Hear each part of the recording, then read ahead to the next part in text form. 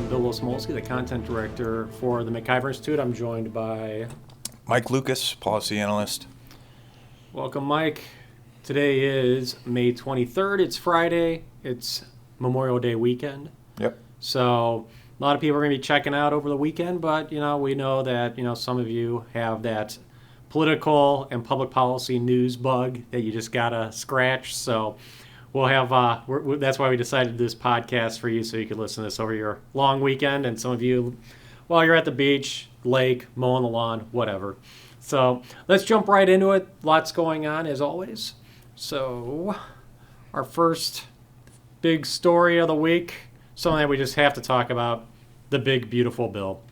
I think we had a couple stories at MacIver, maybe one, just kind of talking about this, but a lot of people are talking about it. There's a lot of different narratives running around. So let's just go through kind of what Trump's saying, and then Senator Ron Johnson's kind of rebuttal to it. So this is from a press release that we got from the White House. This is pretty much Trump's what he's bragging about with the bill. I think there's like 20 different items here. So things like largest tax cut in history, no tax on tips, deportations, border wall, border patrol, no Medicaid for illegal aliens, able-bodied people have to work if they're getting welfare, $1.6 trillion in mandatory budget reductions, no more taxpayer-funded sex change operations for minors, we'll have tax cuts on Social Security, not eliminating the tax on Social Security, but reducing it. Making the Trump tax cuts permanent, updating the air traffic control system in the country, ends the Green New Deal, tax cuts for made in America products, pro-family tax incentives, that's credits for having kids, no more mandatory PayPal reporting transactions to the IRS. So that's about the gig economy. So right now, if you have transactions of more than $600 through PayPal or Venmo, any of those sites are required to report to the IRS that you had a transaction that was over $600, so probably subject to income tax. Tax cuts for farmers, military modernization, and the Trump Dome, that's the Iron Dome for America missile defense system. Increases domestic fuel production, drill baby drill, and increases domestic mining. So any of those jump out at you, Michael? A lot of them do. So no tax on tips. That's cool. Well, I got a problem. Medicaid restriction. I got a problem with no tax on tips. Why? Well, because you are creating a privileged class of worker. Tips are income. And the deal is, you get your baseline pay of like $2 an hour, well below minimum wage. You got your service workers minimum wage, and then the expectation is tips will produce what is actually your income. Yeah. So you're excluding an entire segment of the workforce from having to pay income tax. Well, then it's all or nothing. Yeah. You either you eliminate the income tax altogether, or otherwise, when you start doing a piecemeal like this, it's like playing kind of like reverse musical chairs. Because the last person still paying income tax is screwed because everyone else in the country, 95% of the workforce says, no, you can keep on paying income tax. We're fine with you. It's got to be all that's kind of the idea between with income tax cuts. The left always wants to cut taxes for the poorest first and work your way up. Well, after you've cut income tax, after the poorest and the poor and the middle class are no longer paying income taxes, screw the upper class. So it's got to be all or nothing. Yeah, sure. I'm down. All right, cool. I mean, taxation is theft, Bill. We know this. Yeah, that's right. So, well, this is a good first start. I don't like income tax. I think it violates the 13th Amendment. The Supreme Court also has never defined what income is. The IRS has not defined what income is. So, different strategies. That's fine. Yeah, makes sense. when I was working in the service industry, working in a restaurant, California does it differently. So in lots of states, it's like you said. Your employer is going to pay you $2, and then whatever is tipped by patrons will go towards reaching whatever your agreed upon wages, like $8 is, say, it's minimum wage. That is BS. That sucks. You, the employer, you're paying $8 an hour. Because imagine that you're a customer and you go in and no one tips. He's going to have to pay the $8 anyway, because that's actually what he agreed to pay you in your employment contract. He's going to give you $8 an hour no matter what. Since the tips are not mandatory, they're not included in the contract. Yeah, I see what you're getting at. Then that's a gift from customers, and it therefore falls under the gift tax, which is exempt up to $15,000. So that's what I think about that. But also, if taxes were income, right? And if tips were income, exempt. Yeah, if tips were considered income and we're exempting them, good. Okay. I don't understand why it's different strategies. I just don't understand why it's a bad thing to steal less from one group of people, and you say, oh well, that's not fair because we're still stealing from these people. No, it's a good thing to not steal from a group of people. Yeah. It doesn't matter how many. So I agree with that. No tax on tips. Yeah, it just for me it's the strategy. How do you? Because the goal, the ultimate goal is nobody pays income tax. Yes. And if you do it piecemeal like that, you'll never get to, you'll stall. Eventually, you'll reach critical mass. A majority of people in the country won't be paying income tax, so they'll just say screw the minority that still has to pay it. Yeah. We're good because now we still get all of the government services we want, and we don't have any skin in the game. Let the other people pay for that. So that's why that's a problem. Different strategies, though, to get to the same goal. What else did I say? No Medicaid for... that's a no-brainer. What was it? Able-bodied work requirements for welfare. Now, I'm pretty sure we have these in place. I think they're either really lax or not forced. Well, it's state by state. Yeah. That's one of the things that, this comes to, you got your executive branch. You really think the Evers, so we technically have them in Wisconsin. You think the Evers administration is enforcing work requirements? Enforcement. Yeah. Okay. Cut taxes on Social Security. It should cut. There should be no taxes on Social Security. Exactly. Your payroll taxes go into the Social Security Trust Fund, okay? And that's all income that's already been taxed. And it's getting rated and it's for getting the rest. taxed it again. Yeah. And also, the Social Security Trust is basically what every department in the federal government borrows from when they need money. So your money's not there. It's not in the trust. Mm-hmm. The trust is a slush fund. It is literally a slush fund. And when you look at those transfers, that's what qualifies as intra-governmental borrowing, is taking money from the Social Security Trust, and do they pay it back?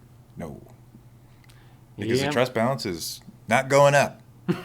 They're not paying interest on it. So great, get rid of it. And ideally, just get rid of Social Security altogether. Take your own risks, okay? It wasn't popular when it was created. FDR just pushed this through. No one wanted it, but he had the legislature on his side, and he's basically able to get everything he wanted because there was a lot of, fanfare surrounding FDR, the man the man who, ended the Great Depression by sending millions of men overseas to destroy a lot of buildings and kill a lot of people. What an economic boom. What a savior. This, by the way, is the broken window fallacy, folks. You cannot create wealth by destroying anything. All right, hang on. I got to jump in here because you're an economist, and I'm not a fan of globalism. I don't think you are either. We can have that discussion another day. But it doesn't work when you destroy your own stuff. But when you send your army overseas to destroy everyone else's industrial capabilities, and you're the only one that still has an industrial capability, yes, in that sense. If you destroy their industrial capability and you bomb their harbors and all their ships and all their rail lines, what the hell are you going to do with your industrial capability, Bill? How are you going to get it to them? How are they going to get it? I don't know, but it worked. We entered the golden era for the next 20 years. Bastiat talks about this. He's like, if that's the logic, then let's just not just stop at destroying Paris. Let's destroy all of France. Let's destroy all of the world.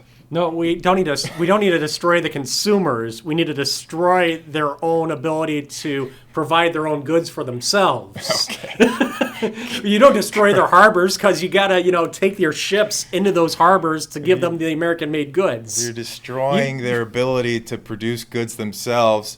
All those people lose their income and can't buy your goods. So you got to figure out what you want from France. It sounds like a big job to sort all that out. All right. Well, hey, okay. well, remember, real quick. Remember, we've had this conversation before too. Debt is a product. It can be packaged and refinanced, and so I mean, no matter what, the people you bomb are still going to have debt. It can still provide you debt. Yeah. Oh, update air traffic control system. Yeah. About dang time. And the last person who did anything about this was Jimmy Carter. Well, you know what? We're going to go on Jimmy Carter talk again. This is Isn't that sad? The last person doing it is Jimmy Carter. Yeah, we'll get to him again in a minute. But this is like one of the basic foundational ideas of what government's supposed to do. It's from a free market perspective. You don't go pick winners and losers. You don't say, we like this industry, we want more solar panels. No, that's not your job as government. It's you create the rules for the game of economics. And everyone's got to follow the same rules. And your job as the government is to enforce those rules. You don't get to be a player, you're a referee. Mm-hmm. And that government really has a hard time with that, boundary. They want to play the game. They want to be involved in the sport. No, you are out of it. So, but when it comes to, they set the rules, but they also have to create the board. Yeah. And the air traffic control system, that is part of the board. That the players don't create their own, system on how they're all going to fly planes and coordinate. No, that is part of the government's job. The basic infrastructure, the game board. Yes. So, that's one of the core functions that they've been neglecting. And, it's been interesting about, on a side note, it's been interesting about Jimmy Carter, we aren't, he screwed up. He applied his, insane liberal progressive, approach to everything. But he got a couple things right. Yeah. So. Yeah, I talk about this in the project I'm working on, but Reagan often gets the credit for mass deregulation. It's actually Jimmy Carter who's responsible for that. All right, so it when he was on his way out the door, essentially. All right, so your gold star for Jimmy was deregulation. Mine is, and he didn't invent this idea, but zero-based budgeting. That was there were several states in the 1970s that went to zero-based budgeting. Georgia was one of the states under Jimmy Carter, and when he became president, he imposed that on the federal government. It didn't last, like within a couple years into the 80s, it was gone. It really, I've looked at the budget growth, and we're going to talk about that we're going to talk about that in a minute here, but it didn't make that much of a dent in the federal government because I'm sure what they did was, all right, we're at zero. Okay, let's throw all the old spending back in there now. Step one. So start from zero. Immediately jump to whatever the previous. So that is, when I am advocating for and promoting the idea of zero-based budgeting in Wisconsin, that can't be how it's implemented. It can't be okay. Zeros across the board. Okay, amendment number 1, restore all the spending we just cut. Mm-hmm. So yeah. Where is it? Oh, pro-family tax incentives. Mm-hmm. And isn't there a child tax credit somewhere on here too? Something like that? I think or is it sort of lumped in there? Yeah, I think it's lumped in. Was it like you get is it $1,000 refund or incentive to have a kid? Whatever it is. Yeah. So I think I know how I feel about tax credits. Pros and cons. Okay. With the Green New Deal, there were 2 major tax credits that utility companies could apply for and receive for building out wind and solar. And one of them was the production tax credit. This was a really bad credit because the credit was so substantial that it didn't just deduct from their taxes whatever their expense was in investing in this green energy. They were made whole by the credit and then received, a premium on top of that. So it was like a de facto Oh, subsidy. you're getting, yeah. But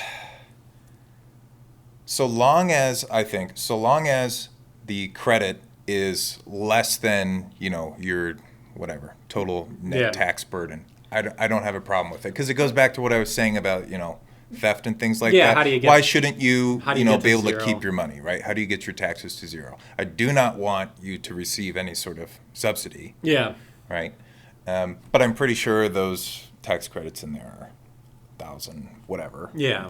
Something like that per kid, which I'm fine with. So long as you are not a net tax recipient, cool. Gotcha. All right. So, yeah, then, the same drill, baby, drill, mine, baby, mine. And tax cuts for farmers, Yeah. awesome. Farmers get a lot of tax credits too, which is concerning. Yeah, it's But- going to be one of our summer projects to kind of sort through all the different ways that government creates problems and then solves problems with more problems. Yeah. Because this is one of the just to brief preview, like solar panel, farmers leasing their land to solar companies for solar panels. That's a real controversial issue everywhere right now. Yeah. And it's, a lot of people's knee-jerk, solution is, well, let's make an ordinance against it. Let's make a law against them doing it. Well, it's a lot more complicated than that, because it's not just, government is creating that problem. Like farmers have like multiple options of, whether or not they should farm, what they should do with their land. But, let's say there's 5 different options. The government has essentially created all 5 of those options for Yes. them. So you don't just get to take one of those options away and, use government to take one of those options away. No, you gotta hold a knot. You don't get to just, untangle one of the strings and say we're good to go now. You still have a knot of government problems and solution problems. Yeah. And one of the things, so a lot of farmers like the ability to lease out their land to utilities for solar or wind or whatever it is.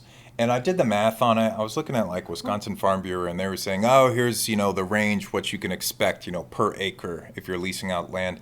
And it came out to something like, oh, if you lease out 4 acres, it's like $100,000 a year. I think it was a lot more than that. I don't recall, but it's 6 figures. Well, it's the government And- deciding how much you're going to make by doing it. That's the right, problem. yeah, and the problem is that, well, those developments are owned by utilities, which are monopolies. Yeah. Right? It's not like you have some private energy company coming in and that's what they're paying you for. Yeah, it's No, not free there's- market at all. Yeah, there's coercion baked into this. Yeah, so that's going to be a big project for you and me this summer. It'll be a good one. Yeah. All right. So, Republicans in general are really, blowing the trumpets, fanfare for, Trump's, big agenda here. A lot of good things in there. I mean, like you and I were just saying, some things that, not too happy about, probably not the right approach, not the free market approach. But, it is what it is. Nothing's going to be perfect. Ron Johnson, our senator, Republican senator from Wisconsin, he actually is, he's stuck his neck out there. He said, I don't like this thing at all. Here's why. He wrote a editorial for the Wall Street Journal, The Ugly Truth About the Big, Beautiful Bill.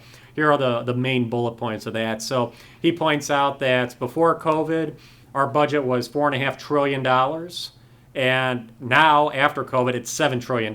So it's increased by, what does that come out to, 45% or something? 58% increase over 6 years. Okay. From 2019 to 2020. Okay. Oh, I gotcha. Yeah. Okay. Yeah. So, we were spending about 20% of GDP. Now we're spending 23% of GDP, so that keeps going up. He points out the long-term trends, like, how many trillions of dollars this will be over like the next 10 years. So I think he said was like $89 trillion between now and he says, and Congress cannot even agree on how to cut 1.7% of that away. So the deficit is projected to increase by $22 trillion over the next 10 years. And that's as it is right now, before this bill gets passed. I had a problem with this editorial on that. I'm one that really likes to see all the numbers, all the cards on the table. So this is one where he didn't really say how much it would increase after the big beautiful bill? He said like our debt is projected to increase $22 trillion over the next 10 years right now. I didn't see the number of how much it would increase. What is it? Deficit projection. Okay. Oh, per year? Well, I mean, I guess you could just say increases by an average of 2.2 trillion per year. All right. Yeah. It's going to increase geometrically because you're running a deficit. You have to issue debt. There's interest on that. Yeah. Just, it's going to compound. Just throw the numbers out there for me. So here's his. One of the quotes was, by repealing the automatic tax increase, adding $1.5 trillion in additional tax cuts, pumping around $340 billion into additional border and defense spending, and reducing other spending by at least $1.5 trillion. I'm already struggling with the math word problem here. The one big beautiful bill will almost certainly add to our deficits and debts. Okay, let's look, I'm not arguing with his idea. I just wish he could have articulated it a little bit better because, all right, how much? Yeah, and this is one of the problem. All right, just to take sharpshoot this a little bit. I hate the idea that how politicians and government officials see cutting taxes as increasing the burden on government. So adding $1.5 trillion in tax cuts, that's not an expense. That's how government budgets always are. They consider cutting taxes to be an expense instead of a loss of revenue. I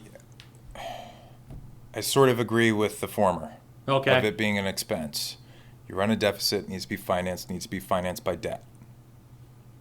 All right. So you're not just losing 1.5 trillion, you're losing 1.5 trillion plus interest. Well, all right. So so you're adding an expense of 1.5 trillion plus interest. Yeah, that's the government's perspective. Here's the non-government perspective. I'm a small business. I make $1,500 fewer in sales this month. That is a reduction in revenue. That is not an increase in expenses. Government would see that as an increase in expenses that they have to finance. So it's just a convoluted sense of logic to me. Like you couldn't manage your household. Yeah. Oh, I lost my job. That's However, I lost my part-time job, $20,000 a year. I got to figure out, it's. Okay. Yeah. So that's how I'm looking at it. So if we're looking at an income statement, we would subtract 1.5 trillion from revenue, tax receipts. Yeah. Yeah, that's exactly it. Could we add interest payments on the expense side? Oh, interest payments? Yeah. Yeah, interest payments. Right? Yeah. Adding your debt? Yeah. Okay. So, all right. So let's see. That was his comment. And then I had so Ron Johnson, he also gives solutions. So I haven't looked at the original Senate resolution, but he says pass that because it also funds border security and defense, and it has $850 billion in cuts. Buy some time. Maybe I shouldn't have used the word buy. But anyway, he essentially wants to, get some maneuver space here by extending the current tax cuts through 2026 and a small debt ceiling increase so they don't have to deal with that crisis while they're trying to solve this for the long term. He wants to revise and simplify the tax code and then, quote, go line by line through the entire federal budget to uncover, expose, and eliminate the hundreds of billions of dollars of waste, fraud, and abuse that the DOJ effort has shown to exist. Well, an easy way to do that is Zero-based budgeting. There's a common theme here, Bill. Yeah, I know. We're going to get to that here more in a minute, too. So, but yeah, so, good for Ron Johnson. Not just, jumping on the bandwagon and actually trying to have a productive discussion about this. I feel like he's kind of, he threw this out there. I don't know what the response was to him directly, like if he got angry phone calls or what, but probably. He's kind of your intern answer. Yeah, please hold. Yeah. He's kind of, he hasn't been, so he wrote the editorial, but he hasn't exactly been front and center, though, on this. His big thing over the past week during the heat of this big, beautiful bill debate has been COVID shots. So he's been having the hearings on that. And good. Yeah. He should be, but it's kind of like, okay, you throw this bomb out there, then you go do something else. If you check his Twitter page, he does.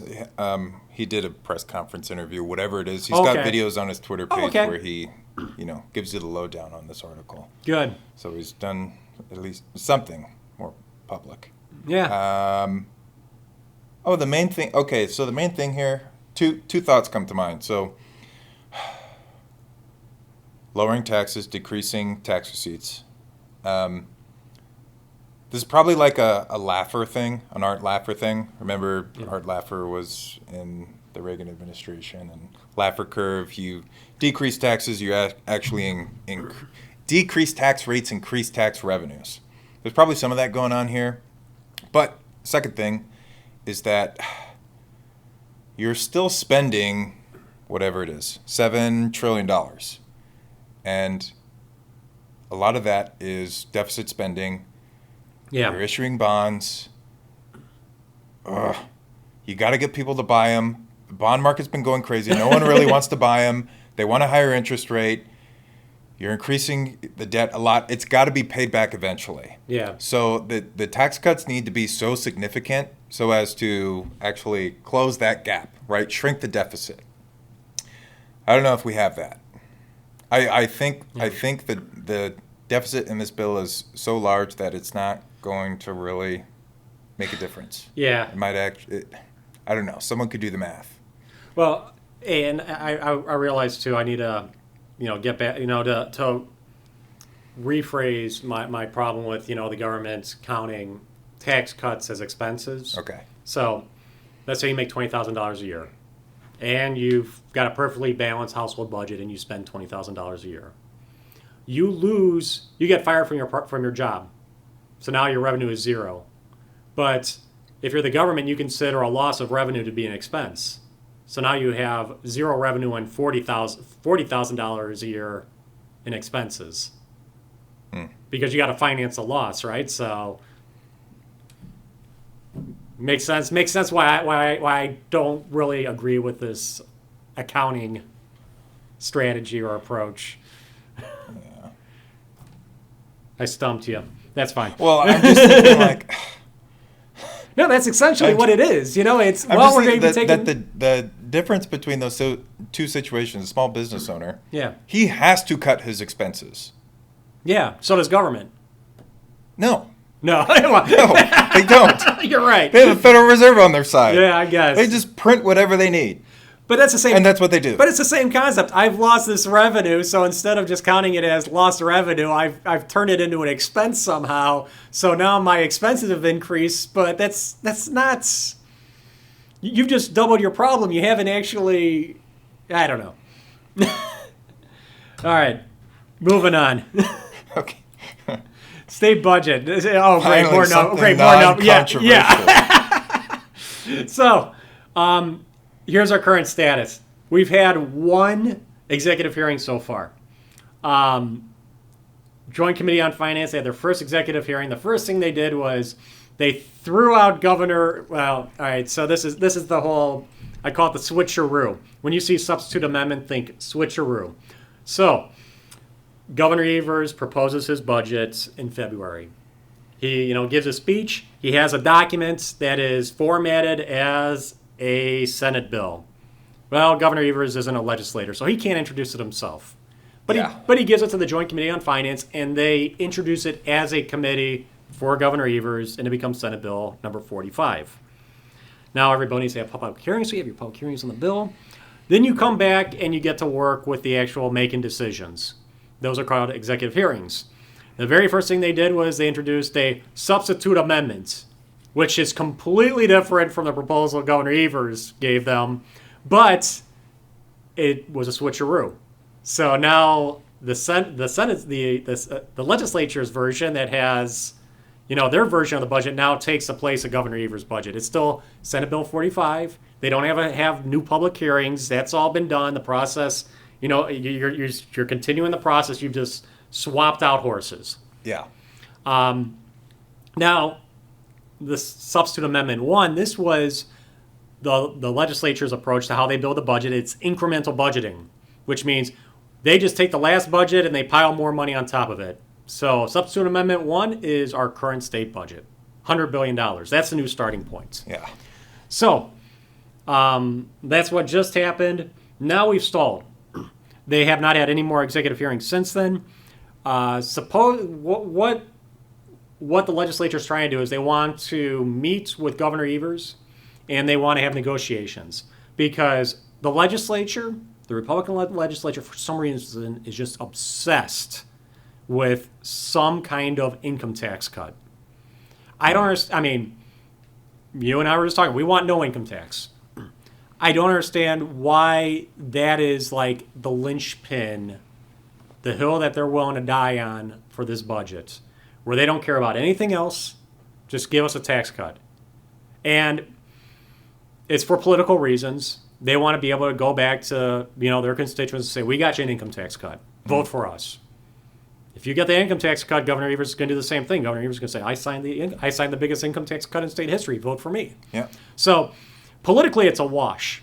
Yeah. Here's the other problem with the income tax cut. If I were to go to any random Wisconsinites and ask, what would you rather have eliminated?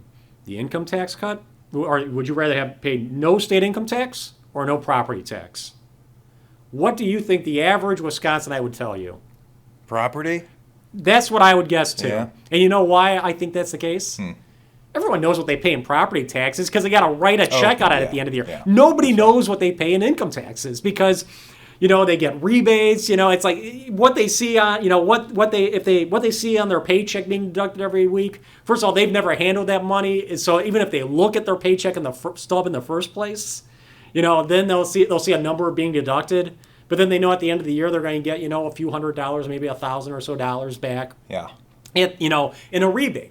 So very few people have any idea what they actually pay in state income tax. Yeah. They just assume, well, property taxes suck, so I want no property tax. So that's the other problem with income tax cuts is you're doing, and the thing is, they're doing it for political reasons. They're doing they aren't doing this because it's the right principled thing to do. It's they think they could score political points. Yeah. You're scoring, but it's an issue that nobody really understands. So the potential for political points is a lot, is kind of not very high anyway.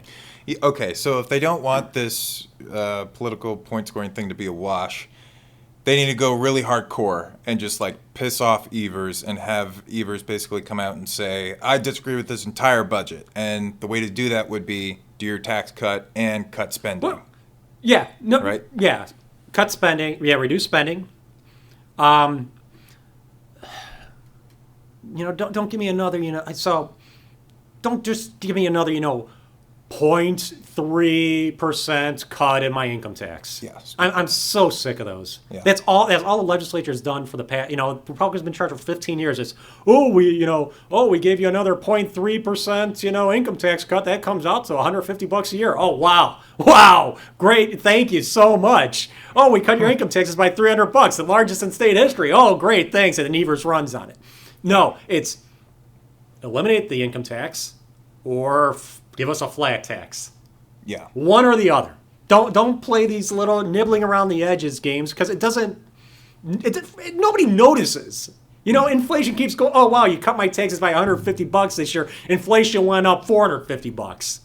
So, yeah, it's just not a great, I don't know what the political strategy is. I do not get it, but apparently they're willing to meet with Evers and willing to give away, bet the farm on that.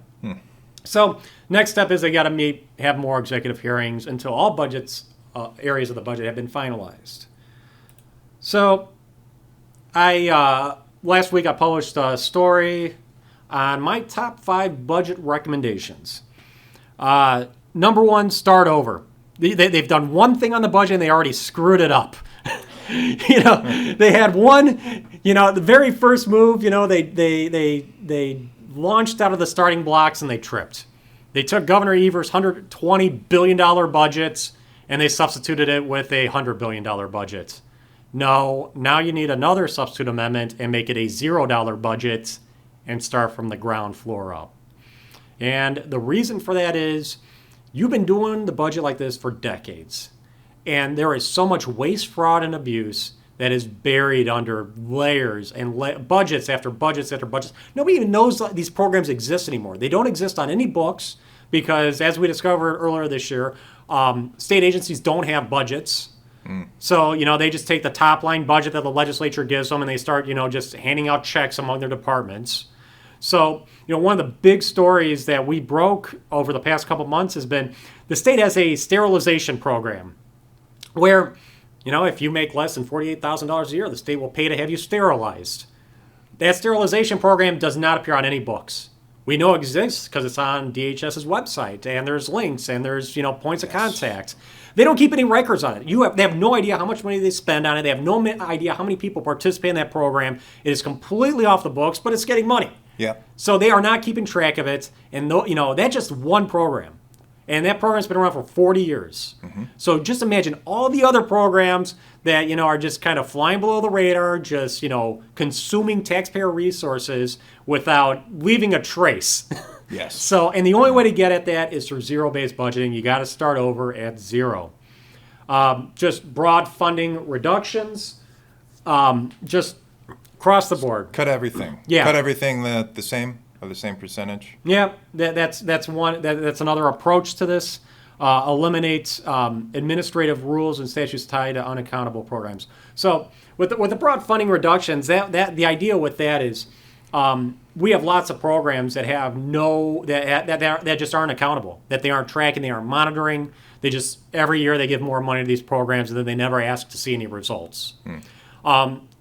Any program that does not have performance measures tied to them, you eliminate those programs because you have no idea if that program is even doing what it was intended to do.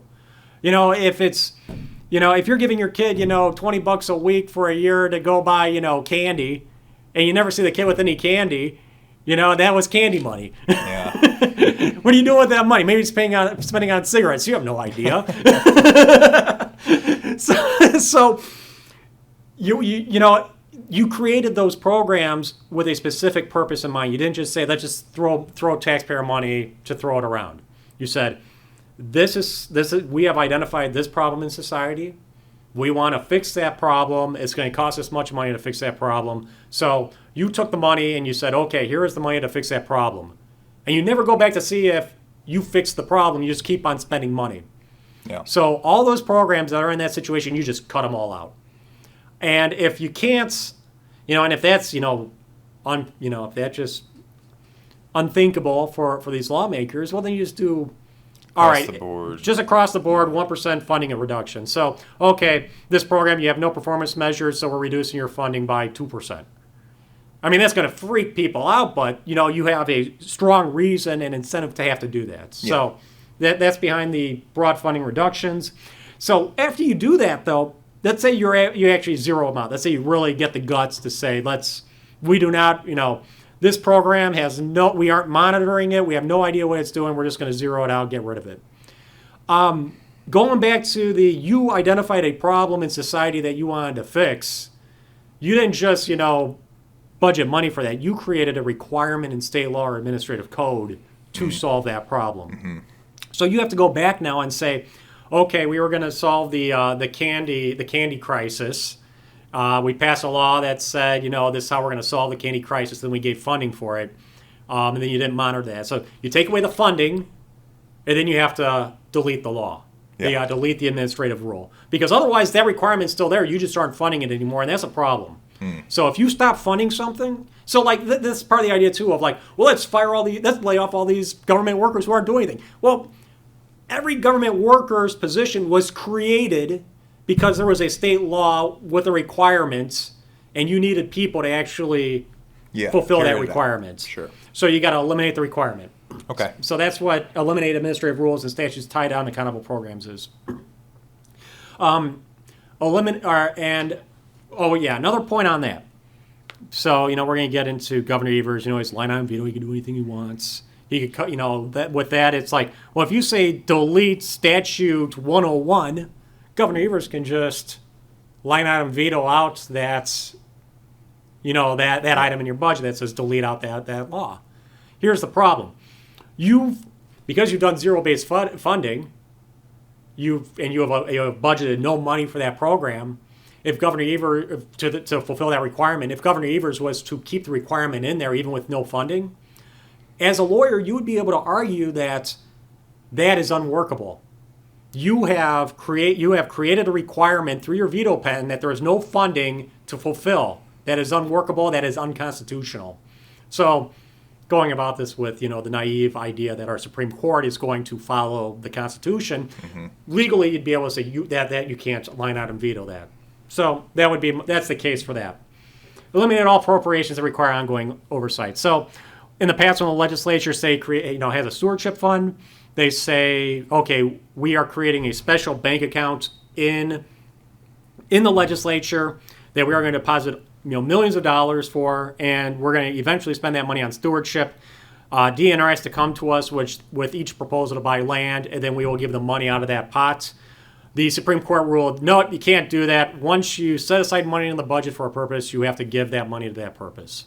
So the only thing the legislature can do is eliminate all of those programs, all the funding for all those programs, where the Supreme Court says no, you got to give all that money up front.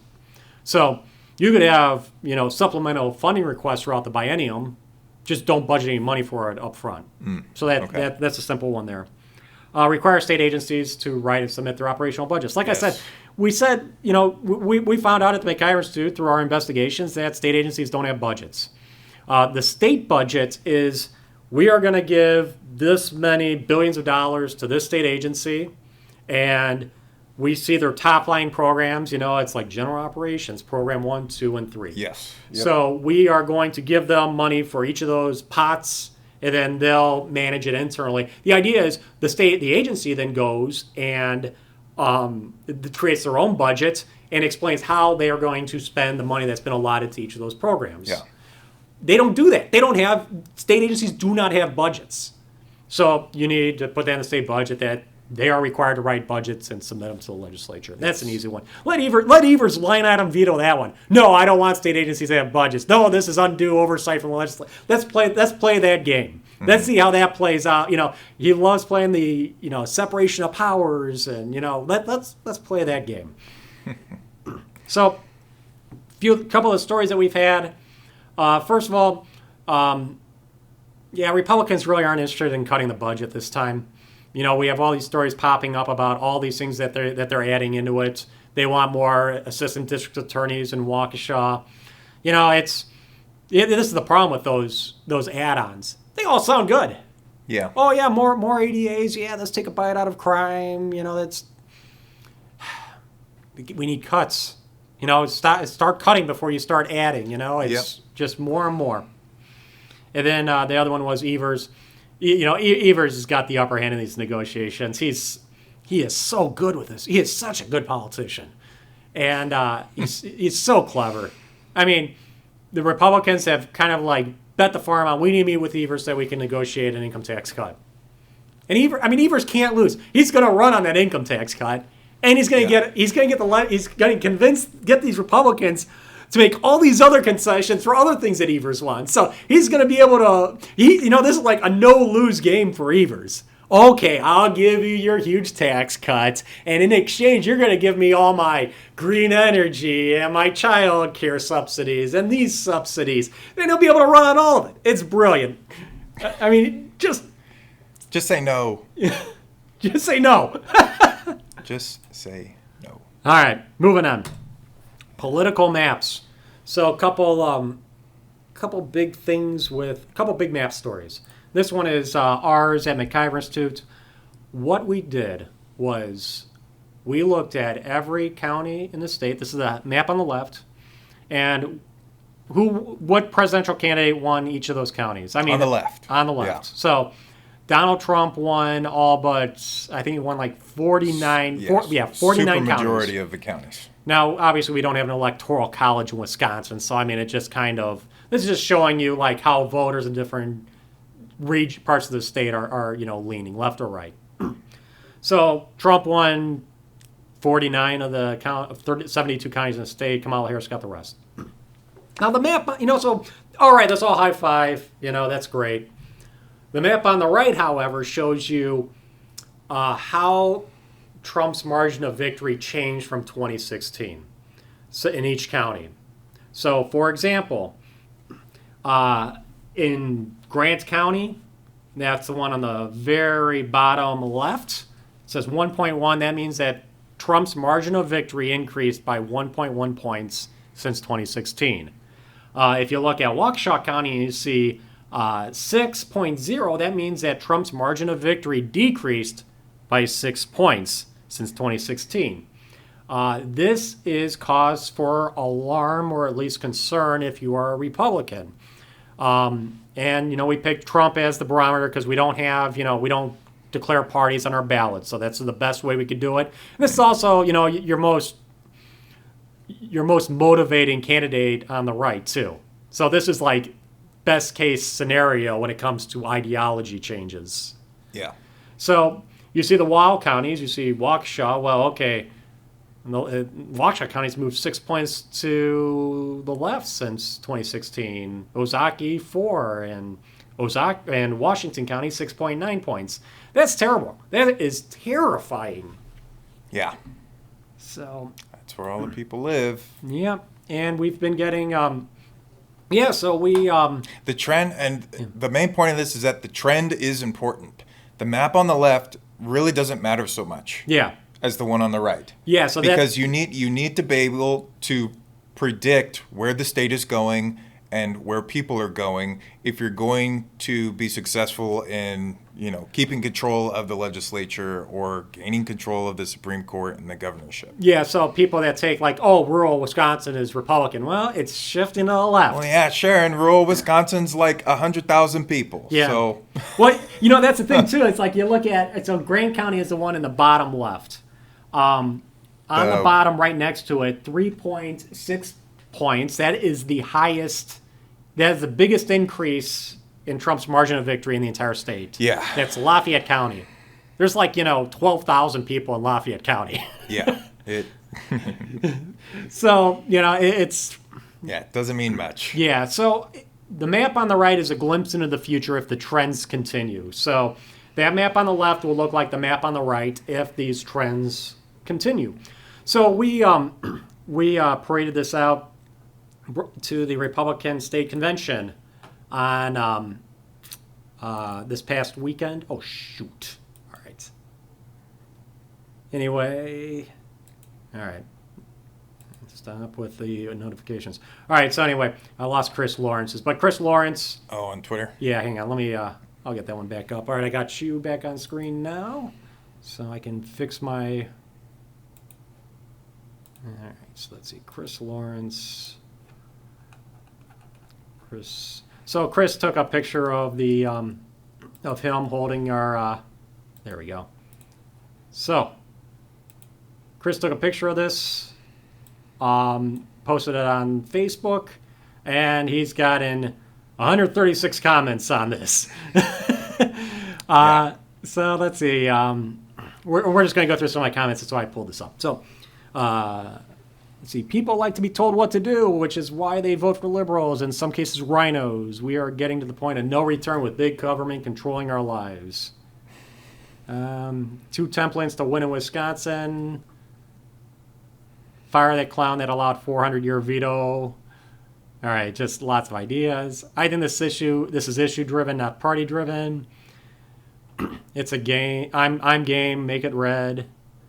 Dan Miller, so you say we have a chance.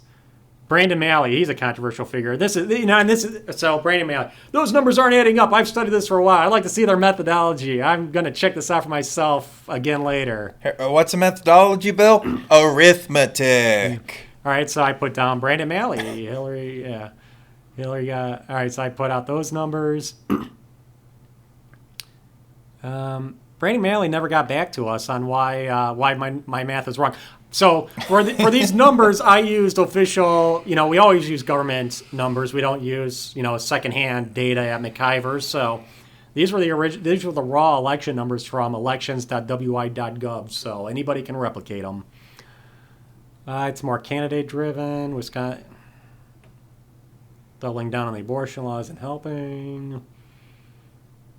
Yeah, so lots of thoughts on this. And then I also want to say Vicki McKenna also gave us some love, and she just posted this yesterday, so 115 comments from her. GOP is garbage, full of full of rhinos.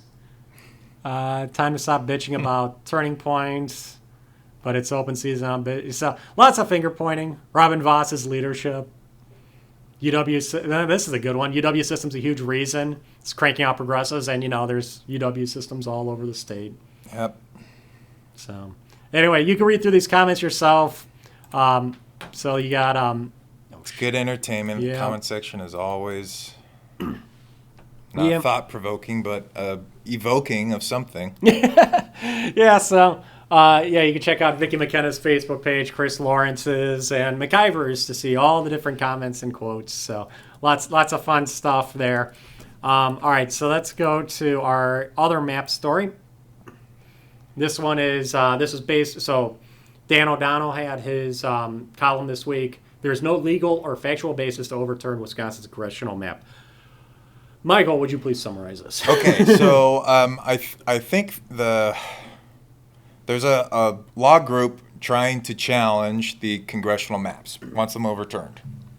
Okay, and Dan O'Donnell's main point is that's illegal, but also that's going to be a really hard argument to make in court because the current congressional map was drawn by Governor Evers, and you're claiming that it's gerrymandered when the governor drew it. And when the Supreme Court, authorized it, verified it. And then that's the substance of the second, or rather the first part of it being illegal, is that there's precedent, in the U.S. Supreme Court saying that state branches cannot interfere with the, rightful authority of other branches. The Supreme Court cannot have any say over how congressional maps are drawn, which is what they did. They said that, the boundaries for these districts is A-OK, and these are now the law of the land. Can't do that.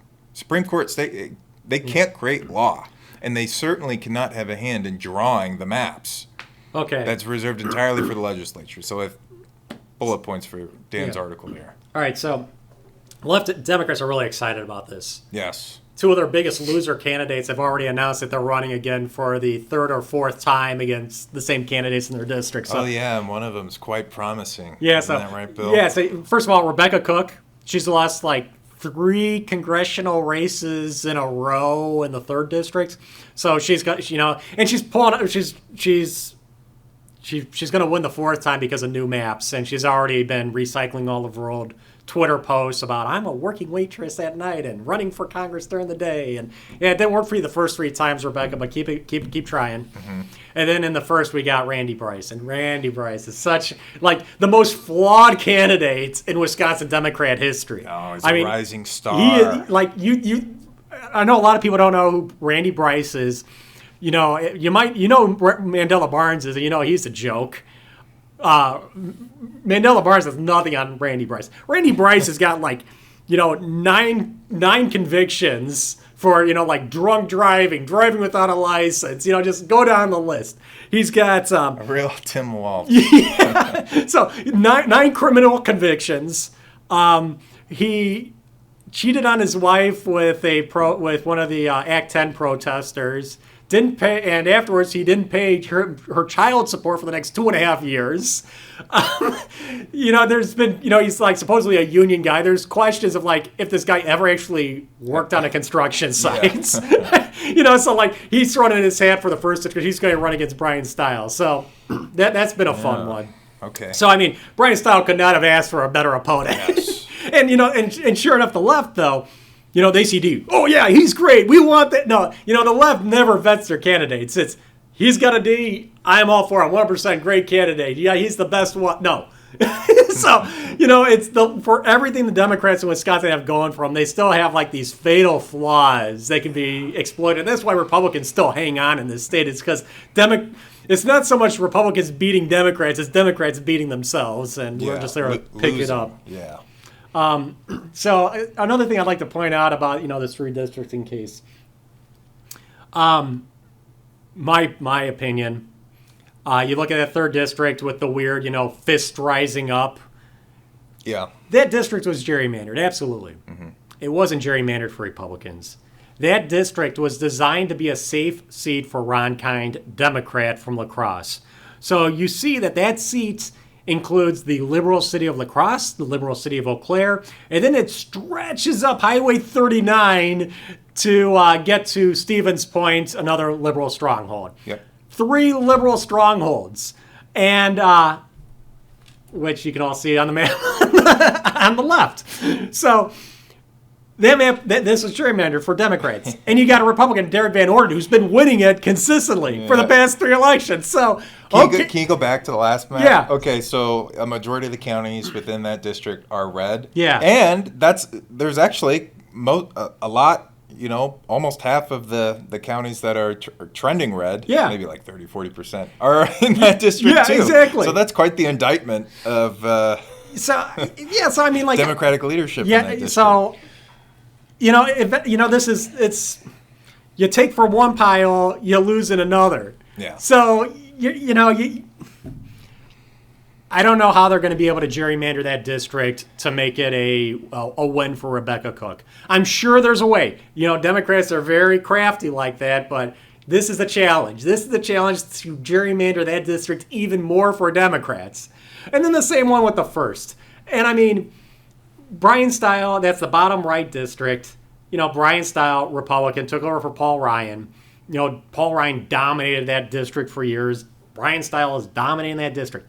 You've got Janesville, Beloit, Kenosha, Racine, south side of Milwaukee, and he's still beating the Democrat opponents by 12 points. Where do you get more Democrat? How do you put more Democrat voters into Brian Stiles' district and to Derek Van Orden's district without starting to create some complications in your other 2 seats? Yeah. So, best of luck to him. And the Dan's argument that there's no legal or factual basis, and it's very sound points, but we got a liberal Supreme Court. Liberal Supreme Court doesn't care about facts; they care about what their party wants to achieve, and they'll deliver it. And they've got no problem, sound like hypocrites, backpedaling on previous statements or rulings. They're going to do whatever they have, say whatever they have to say to give Democrats what they want. Yeah. And the legislature, they really need to start standing up for themselves just in general. Start playing hardball, not making any concessions to Evers. But they also need to stand up to the Supreme Court. Yeah. If the Supreme Court comes down with another really awful decision, which they're liable to do, legislature needs to just say, we're not going to honor this decision. With respect to the congressional maps, we're not going to authorize this decision. We reject your maps. These are the lawful maps of this state. Yeah, and so what we have going on here is a constitutional crisis. Yes. And I've been talking about this for a while, how Governor Evers is stripping power away from the legislature, and the liberal Supreme Court is helping him do it. So the state constitution doesn't say anything about, the governor has to sign off on maps, but the legislature has the exclusive authority to draw those maps. It's not the governor gets to draw maps and the legislature gets to draw maps and then they figure it out. No, the governor has no authority to draw maps. No say. All he can say is, I like those maps look good, those maps don't look good. And the Supreme Court has no jurisdiction to arbitrate. No. There's nothing to arbitrate. Yeah. This is a unilateral power reserved by the legislature. Exactly. So the governor exists to rubber stamp them. Yeah. We screwed up. We should have just made it so that the legislature approves the maps and that's it. Yes. Maybe we need an amendment, a constitutional amendment to fix that. Yep. But so what happened with the state Senate and the state assembly of maps was legislature drew maps. Evers says, I don't like your maps. I'm not signing it. Constitutional crisis. This becomes a lawsuit. The state Supreme Court says to the legislature, either you draw maps that Governor Evers will sign or we'll draw maps for you. Yeah. So ridiculous. And you know what? The legislature should have said, no, absolutely not. This is our power. You don't get to draw maps. That should have been the hill to die on. Yep. And in fact, if I had been if I had been in charge of this process, I would have redrawn the maps. I would have drawn them as a square. The entire state would have just been cubed. Yeah. And let Evers say those maps are gerrymandered. Yeah. But that was the hill to die on. That was, you gave up your constitutional authority. You let Evers draw the map, so then they took Evers' maps and they just voted on Evers' maps. Whatever Evers gave them, they said, okay, that's fine. We give. And it's not too late it's not too late. You can't go back in time, but you could do something right now. Legislature, pass a resolution saying that this Supreme Court decision is beyond the scope of their power. The congressional maps drawn by the governor and the Supreme Court are null and void. Yeah. Yeah, so do a resolution. You can do that. Introduce an amendment. Introduce an amendment to fix this. Do the resolution, then the amendment. Yeah. Or what at the same time. Yeah, no, resolutions are great. They always go for like these really, the left is good with resolutions. The left knows how to use resolutions. Like the Rock County Board passes a resolution that marijuana should be legal. Yeah. Or, things like that. Republicans they just stink with that. They just don't make moral stands. So this is one to say, we pass this resolution. We hereby declare that the Supreme Court, had no authority to do this, and they are stripping us of our constitutional power. And crucially, that the congressional maps approved by them are void. Yeah, they are illegal. Yeah. So, you take a moral stand. We're going to see the same damn thing play out with the congressional maps. It's. Yeah. They're going to order the legislature, draw new maps. Ever's going to say, here are the maps you're going to pass. And the legislature's, going to say, well, if the Supreme Court draws maps, it'll be even worse than the ones Evers gave us, so we'll just do what Evers wants us to do. I mean, horrible. What cowards. Yeah. But, all right, here's the point that I'm getting into. I expect the exact same thing to happen with the budget. Mm-hmm. So, and it's a winning strategy. So, the legislature has the constitutional authority to write the budget. And then Evers gets to do his line item vetoes and everything. We've never had a governor that just said, I veto the whole budget. Yeah. It would be a problem. Because the Supreme Court, in one of the recent rulings, said that the legislature is required by the state constitution to pass a budget. It's always been a point of debate, do they have to, do they not? The Supreme Court has gone on the record and said they are under the belief that the legislature is required by the Constitution to pass a budget. If Evers vetoes the whole damn thing, that becomes another Supreme Court case. Mm-hmm. And we know, they've already done this once. Why aren't they going to do it again? Supreme Court is going to say, hey, legislature, you pass a budget that Governor Evers is going to sign, or we'll write a budget for you. And the legislature is going to say, oh, geez, if the Supreme Court writes the budget, it'll be even worse than the one Governor Evers said. So let's just pass this $120 billion budget and move on with our lives. And, it sounds outlandish, right? Sounds like another resolution and another constitutional amendment. Well, no, it sounds outlandish. Yeah. I explain this to people, and they say, oh, that would never happen. It happened with the maps. Yeah. It was a winning strategy. Why? If you've got a winning play, if Green Bay knows that every time they run the ball, they're going to make a touchdown, what do you think they're going to keep doing? If Governor Evers knows that this is a winning formula, he's going to keep doing it. Yeah. So that's another part of, you didn't stand up for the maps, you opened this whole door, and it's going to keep happening. So that is how I expect the budget to, that's how I would give it 50-50. Mm-hmm. That's how I expect the budget. That is, either, and it all depends on either, internal calculus. What am I going to get more points on when I run for re-election? Out of control legislature, or I pass my agenda. So it's going to be one or the other. But yeah. Anyway. We got anything after this? No, closing thoughts? Great, yes. So, since we're talking about resolutions and all this stuff, I'd like to whet your appetite for a project that I've been working on and have finished. Oh. And will be coming out, I think, next week. Oh, yeah. I have created a historical timeline about the history, and it is called A History of American Tax Resistance. Okay? And it goes through a lot of the major instances of organized popular tax resistance in the United States from the colonial era up through 2023. I bring this up to get you excited for it. I'm very proud of it. It was a very fun project. It's going to be an ongoing project. I'll add things here and there over, I don't know, the next however many months, right? But it ties in directly to what Bill and I were just talking about with the legislature asserting their authority. American states do not do this often at all anymore, where the legislature is passing resolutions, nullifying unlawful orders, right, and sticking up for themselves. And one of the main things I learned, or that was reinforced to me in doing this project, is that they used to do that all the time. The founding generation was nullifying things left and right. And as history shows, they were all the better for it. So that's going to be published, I think, next week. Update you guys on that. But legislators, anyone who's listening, please take a look at it and take inspiration from it, because even though it seems like there's some tax resistance movement that failed, actually what I found is that every single one of them was successful.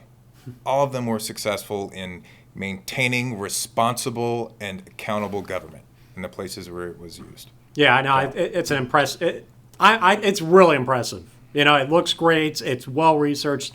Yeah, this is going to be something you're definitely going to want to check out. So, this is probably our longest podcast ever. It's at over an hour now. Wow. Yeah. So anyway, hopefully you are all, while you're watching this or listening to it, you're all someplace really nice, enjoying the sun, enjoying the weekend. So from the MacIver Institute, we hope everyone has a good Memorial Day weekend, and we will see you again in a couple weeks.